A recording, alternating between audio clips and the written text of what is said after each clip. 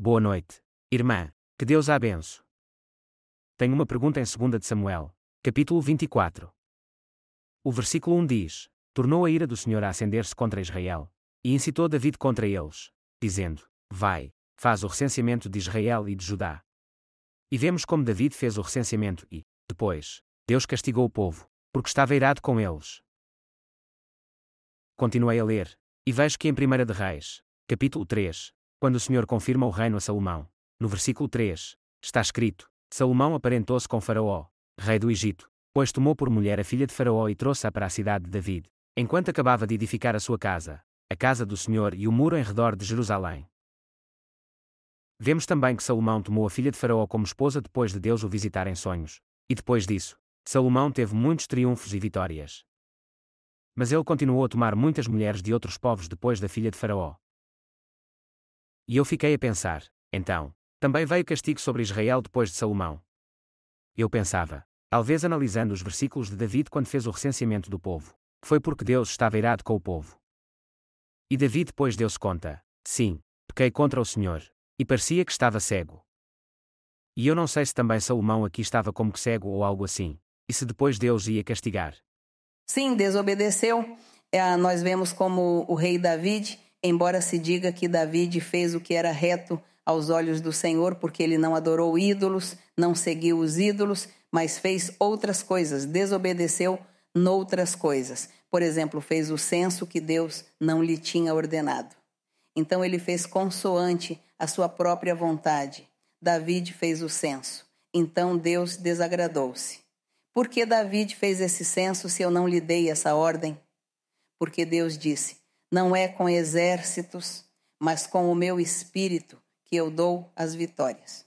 E ele, para que se pôs a fazer o censo, para ver quantos soldados podem ir para a guerra, para lutar com as outras nações. E por que está só a confiar no seu povo, na quantidade de soldados que tem, em vez de confiar em mim, que sempre lhe disse que ia estar com ele e que lhe ia dar vitórias e triunfos? Isso foi o que aconteceu.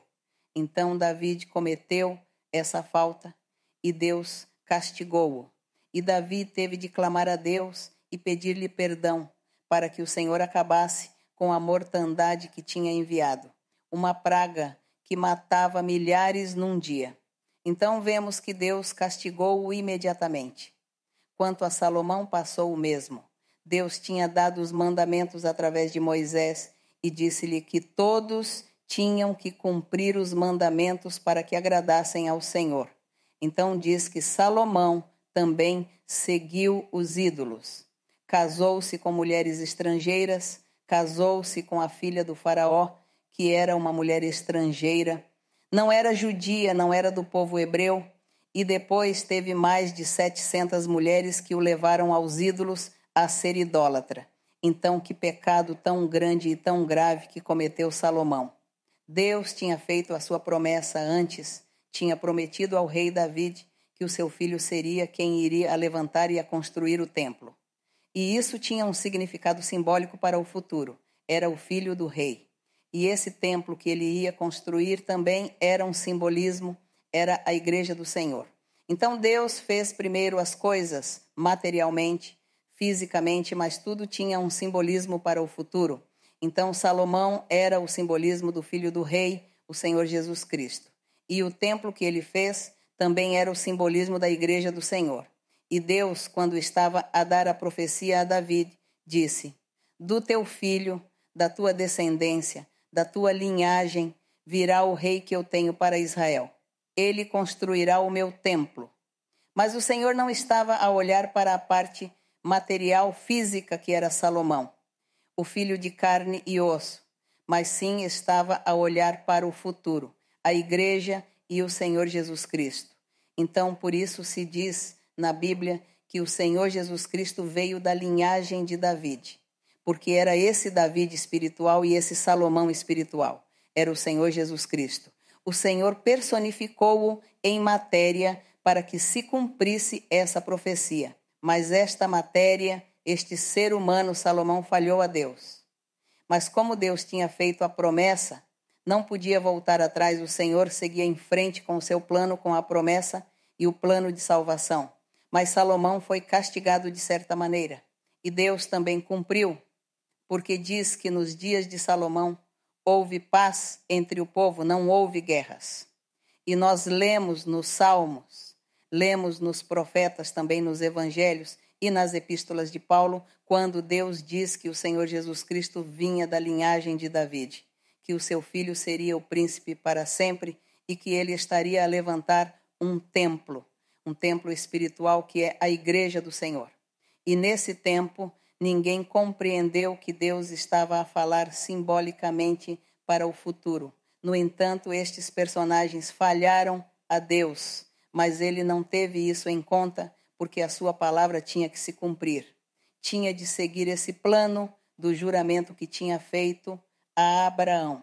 Então, por isso, o Senhor castigou o povo de Israel, castigou-os fisicamente. Diz que houve guerra e destruição, muitos morreram, Jerusalém foi destruída, o templo que Salomão fez também foi destruído, e depois eles viveram sem Deus, sem profetas, sem palavra de Deus, e duraram como 430 anos até que veio o Senhor. Então, o Senhor Jesus Cristo começou a proclamar que ele era esse Davi de quem Deus tinha falado na antiguidade. Que ele era esse rei perfeito que Deus ia enviar da linhagem de David e que ele iria erguer um templo perfeito, a sua igreja. É assim que nós lemos a Bíblia, que a entendemos e vemos esses mistérios de Deus. Vemos como essa pessoa que Deus colocou falhou e pecou e Deus castigou. No entanto, o Senhor continua com o seu plano. Hoje no Evangelho estamos a ler e a analisar tudo isto. E devemos ter cuidado para não falhar com o nosso Deus, mas seguir em frente até que esse plano do Senhor se cumpra. Qual é o plano que Deus tem para nós? Ele diz que seremos a igreja do Senhor, que seremos o seu templo. Diz que a igreja é o templo do Senhor, que o nosso coração é o templo do Senhor e que temos que chegar à meta, chegar até ao fim. Temos de perseverar para que no fim se cumpra essa promessa que diz: e o que persevera até o fim será salvo. Então chega a eternidade e torna-se parte da igreja, desse templo que o Senhor tem. Então, quando lemos Apocalipse, lemos acerca de um templo, de uma cidade, de um casamento, de umas bodas. É o Senhor com a sua igreja, com os seus crentes. Diz que se celebravam bodas e que iremos viver no mundo que Deus tem preparado de felicidade e contudo. Aqui somos carne, sim, mas todos lutamos para que esta carne não nos faça pecar e não nos faça perder as bênçãos e as promessas que Deus tem para o futuro, onde todos seremos espíritos. Diz que seremos como anjos, já não seremos matéria, mas anjos, a gozar e convertidos em igreja perfeita. Numa igreja perfeita, sem manchas e sem rugas, a esposa do Cordeiro. E aí se cumpre o que Deus prometeu a Abraão e a David. É esse templo, é tudo isso. Mas então Deus fez esse templo físico para que as pessoas percebessem como era majestoso o que Salomão construiu. E que assim seria o templo espiritual majestoso, a nossa vida espiritual cheia de majestosidade. Que a nossa roupa invisível seja de pedras preciosas. Que seja roupa branca como a neve e com pedras preciosas que Deus nos adorna mais espiritualmente.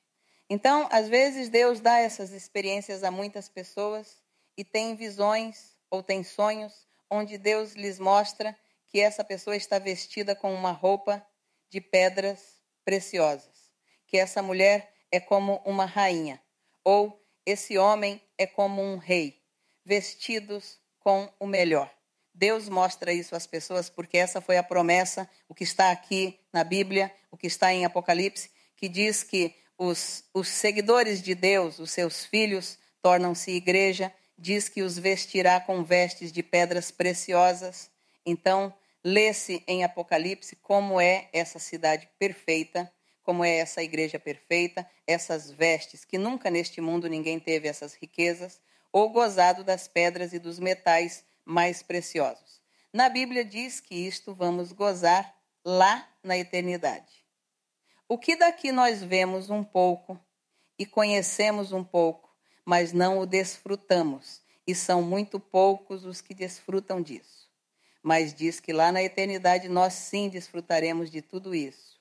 Se não existissem aqui na terra as pedras preciosas, os metais preciosos, nós não entenderíamos a Bíblia quando Deus diz: e todos serão vestidos de brocado de ouro, os seus vestidos de pedras preciosas. Nos Salmos diz que o Senhor veste aos seus crentes. E se não existissem as pedras, não entenderíamos, diríamos: quem sabe o que significará isso de pedras preciosas? Pois Deus fê-las neste mundo para que as conhecêssemos e entendêssemos o que tem para nós na outra vida. É isso. Fez tudo material, um templo majestoso, como o que fez Salomão.